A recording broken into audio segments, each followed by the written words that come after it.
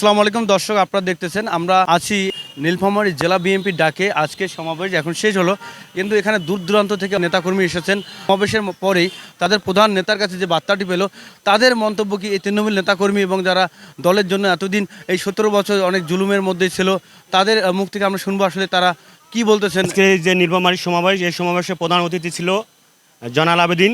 তিনি ছিলেন বিরোধী দলের একসময় হুইপ। আজকে উনি যে দিক নির্দেশনা দিয়েছেন সেটা হচ্ছে আমাদের অতি শীঘ্রই নির্বাচন এবং দ্রব্যমূল্যের ঊর্ধ্বগতি নিয়ন্ত্রণ সহ আমাদেরকে রাজপথে থাকতে বলছেন। যখন আন্দোলন এবং সংগ্রামের ডাক আসবে ইনশাল্লাহ যুবদলের পক্ষ থেকে আমরা আন্দোলন সংগ্রামে উপস্থিত থাকব। আমরা ডোমার এবং ডিমলার যে আমাদের উন্নয়ন দেশনেত্রী বেগম খালেদা জিয়ার ভাগ্নে শাহানুল ইসলাম তুহিন ভাইয়ের সিট ডোমার এবং ডিমলা, ওখান থেকে আমরা এসেছি। আমাদের বাসা হচ্ছে ডিমলা। আমরা সুটুবাড়ি গয়াবাড়ি ইউনিয়নের এখানে আমরা যুবদলের 3 জন যুগ্ম আহ্বায়ক আছি। আমাদের গয়াবাড়ি যুবদল যখন কোনো সংগ্রাম বা আন্দোলন ডাক দিবে এই দেশ পরিচালনার ক্ষেত্রে বা দ্রব্যমূল্যের বাজার নিয়ন্ত্রণের ক্ষেত্রে যখন আমাদের কোনো আন্দোলন সংগ্রামের ডাক আসবে ইনশাল্লাহ আমরা রাজপথে ঝাঁপিয়ে পড়ব। সেই সাথে আমাদের দেশ নায়ক তারেক রহমানের নির্দেশের যে সকল কার্যক্রম পরিচালনা করার জন্য আমাদেরকে বলবেন, ইনশাল্লাহ আমরা তৎক্ষণিক সেটা বাস্তবায়ন করার চেষ্টা করব।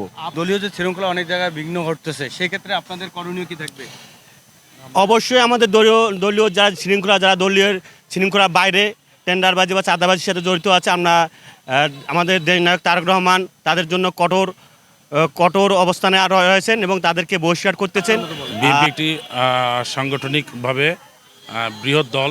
এ দল সুসংঘবদ্ধ, এ দল প্রতিহত করতে জানে, এ দল মাঠে থাকতে জানে।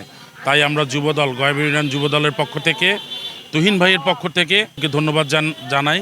আমরা মাঠে আছি আন্দোলন সংগ্রাম করার জন্য, ছিলাম এবং থাকবো ইনশাল্লাহ দিনভাবে ভোটার অধিকার ফিরিয়ে আনার জন্য। তারেক রহমানের নির্দেশে আমরা মাঠে ছিলাম, আছি এবং থাকব।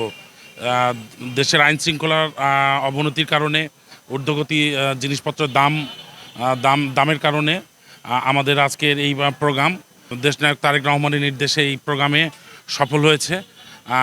এই জন্য আমরা দেশবাসীর কাছে আহ্বান জানাই, ধানের শীষের প্রতীকে সবাই একটি করে ভোট দেন, যাতে আমরা দল বল নির্বিশেষে ধানের শীষ বিএনপিকে জয়যুক্ত করে একটা সুসংঘবদ্ধ একটা সরকারি দল গঠন করতে পারি এবং সরকার গঠন করতে পারি।